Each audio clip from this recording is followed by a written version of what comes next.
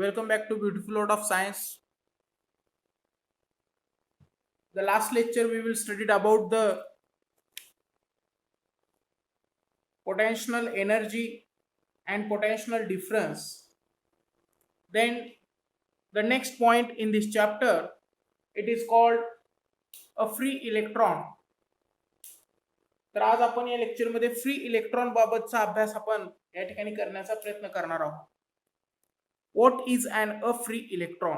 Free electron म्हणजे नेमकं काय आहे? फ्री म्हणजे मुक्त, इलेक्ट्रॉन बरोबर आहे. तर जे मुक्त असतात ज्याच्यावरती कोणाचंही कंट्रोल असत नाही त्यांना फ्री इलेक्ट्रॉन असं म्हणतात. Look at this slide. हे स्लाइड जर तुम्ही बघितला तर तुम्हाला त्या ठिकाणी कळून येईल. The slide in which take a metallic conductor. एक मेटॅलिक कंडक्टर मी या ठिकाणी घेतलेला आहे. The metallic conductor in which many atoms are present. ते मेटॅलिक कंडक्टर मध्ये वेगवेगळ्या प्रकारचे ॲटम्स म्हणजे आणि असंख्य ॲटम्स आपल्याला पाहायला मिळत आहेत. त्याच्यामध्ये तुम्ही ऑब्झर्व केलं असेल की त्या ॲटम्स मध्ये आपल्याला हे ब्ल्यू रंगामध्ये दिसत आहेत ते इलेक्ट्रॉन्स आहेत आणि जे की इलेक्ट्रॉन्स हे मुक्त आहेत. म्हणजे बघा इथं एवढा मोठा गॅप सोडला आहे बरोबर आहे. असं एका लाईन मध्ये आहेत का? नाही, एका जागी गोळा झालेले आहेत. एक इकडच आहे, एक या दिशेने जात असतो तर एक जण त्या दिशेने, एक जण या दिशेने, एक जण या दिशेने, एक जण या दिशेने. म्हणजे कोणाचं कोणाला ताळमेळ आहे का या ठिकाणी? बिलकुल नाही. कोणी कोणत्याही दिशेनं जाऊ शकतं. कधी जाऊ शकतं? ज्या वेळेस ते फ्री असतात, मुक्त असतात. म्हणून फ्री इलेक्ट्रॉन म्हणजे नेमकं काय? Every atom of metallic conductor. Metallic कंडक्टरच्या प्रत्येक ॲटम्स मध्ये has one or more outermost electrons which are very weakly bounded to the nucleus. आता तुम्हाला सर्वांना हे माहिती आहे, मी तुम्हाला थोडंसं या ठिकाणी एक्सप्लेन करून सांगणार आहे. तर सर्वांनी बघायचं आहे. आता मी या ठिकाणी झूम करतोय बघा. आता समजा एक ॲटम आहे आणि त्या ॲटम्सच्या आउटरमोस्ट ऑर्बिट मध्ये काय आहे तर इलेक्ट्रॉनची संख्या बरोबर आहे, एक इलेक्ट्रॉनची संख्या आहे. आता बघा लक्ष द्या, तुम्हाला सर्वांना माहिती आहे ऑर्बिट कसं असतं, मागच्या वर्षी आपण बघितलंय. तर हे झालं वन सेल, हा झाला पहिला सेल, त्याच्यानंतर हा दुसरा सेल, त्याच्यानंतर हा तिसरा सेल बरोबर आहे. आता हा जो आहे या ठिकाणी हा न्यूक्लियस आहे बरोबर. तर या ठिकाणी समजा 2 इलेक्ट्रॉन आहेत, ठीक आहे. येलो ह्याच्यामध्ये येतो, हे झाले 2 इलेक्ट्रॉन. या ठिकाणी आहेत समजा 4 इलेक्ट्रॉन, 6 बरोबर आहे. म्हणजे अशा पद्धतीनं आणि आउटर मोस्ट मध्ये फक्त आपल्याला एकच इलेक्ट्रॉन आपल्याला पाहायला मिळतं. किती इलेक्ट्रॉन आहेत? एकच इलेक्ट्रॉन आहे.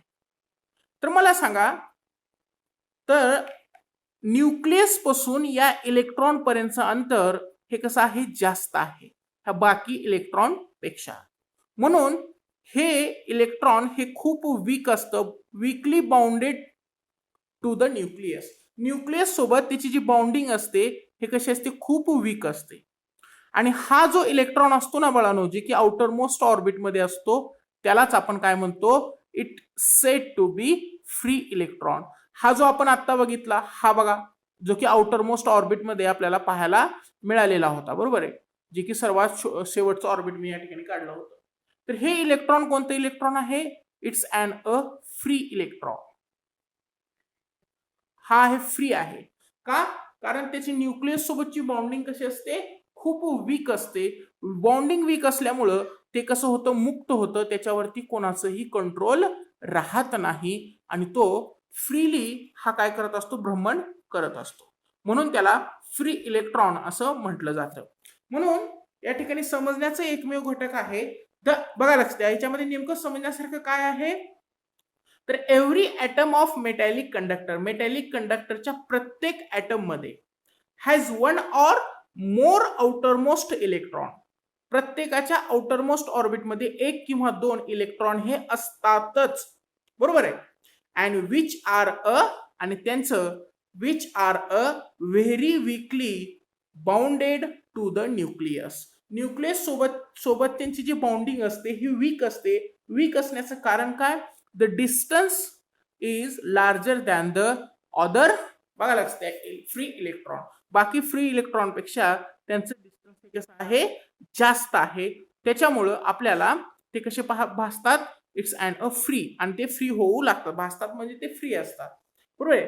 To the nucleus this electron are called a free electron. म्हणून डेफिनेशन मी काय सांगितलं बघा, सर्वांनी नीट लक्ष द्यायचं डेफिनेशनला. Every atom of metallic conductor, once again, every atom of metallic conductor has one or more outermost electrons which are very weakly bounded to the nucleus. प्रत्येक मेटॅलिक्सच्या बाह्यतम कक्षेमध्ये एक किंवा त्याच्यापेक्षा जास्त इलेक्ट्रॉन असतात, आणि त्यांची न्यूक्लियस सोबत म्हणजे केंद्रकासोबत जी बाउंडिंग असते, जो बंध असतो, तो बंध हा खूप वीक असतो, कमजोर असतो. बघा लक्षात द्या.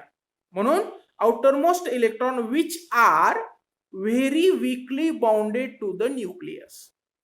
These electron are called free electron. त्याच इलेक्ट्रॉनला फ्री इलेक्ट्रॉन असं म्हटलं जातं, ज्याच्यावरती न्यूक्लियसचं कंट्रोल हे खूप कमी प्रमाणामध्ये असतं. तर तुम्हाला समजलं असेल फ्री इलेक्ट्रॉन म्हणजे नेमकं काय आहे. तर याच्यानंतर आपण पुढचा पॉइंट या चॅप्टर मधला पाहणार आहोत. बघा, छोटे छोटे पॉइंट्स आहेत म्हणून आपण लागलीच त्याच्यावरती जास्त, बघा मी जेवढं सांगितले ते सगळं डिटेलमध्ये सांगितलेलं आहे. त्याच्यामुळे त्याच्या व्यतिरिक्त फ्री इलेक्ट्रॉन मध्ये आपल्याला काही एक्स्ट्रा बघण्याची काही गरज नाही. तर आता पुढे बघणार आहोत the current flow through the metallic wire. The current flow through the metallic wire. आता मेटॅलिक वायर मधून करंट कसं फ्लो होतं याच्याविषयी आता मी तुम्हाला सांगणार आहे. बघा लक्षात द्या. When we are connect the cell, जोपर्यंत आपण सेल कनेक्ट करत नाही, फॉर एक्झाम्पल जसं मी डायग्राम मध्ये दाखवले, आता हा जो या ठिकाणी दिलेला आहे हा सेल आहे. पहा, समजा हा मी आता सध्या कनेक्ट केलेला नाही, तो कसा आहे? काढून टाकलेला आहे. वायर सुद्धा काढून टाकलेला आहे. फक्त या ठिकाणी आहे आपल्याला इट्स अँड अ कंडक्टर. फक्त या ठिकाणी कंडक्टर आहे. आता कंडक्टर असेल त्याला सेल जोडलेलं नाही. बघा लक्षात, when the electron it's become to free. Electron काय आहेत सध्या स्थितीला? ते फ्री इलेक्ट्रॉन आहे. बरोबर आहे. जे की इलेक्ट्रॉन आपल्या मर्जीप्रमाणे कुठेही इकडं तिकडं सैरावैरा जाऊ शकतात.